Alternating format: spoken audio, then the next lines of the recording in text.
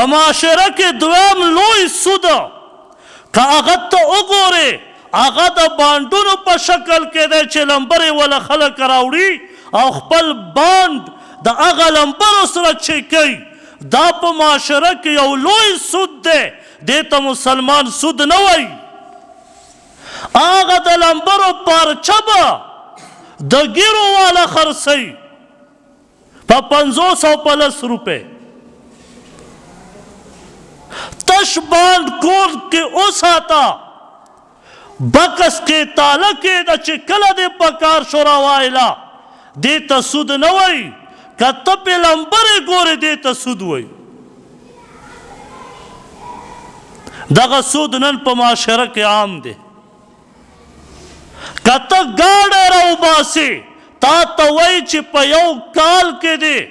که د دې قرضه ختمه کړه خو دا ګاډی ستا که کال نه پې واوړېده نو چې 1,00,000 روپۍ به کال کې دا پوره کې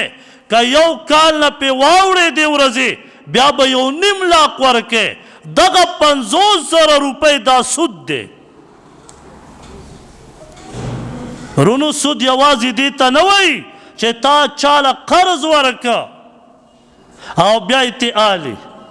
چې ماله به میاشت بعد بیا 10,000 په ځای 11,000 راکې دا حرام کارونه نن په معاشره کې عام دي د دغو نه مسلمان ته پکار دا دي چې ځان وساتي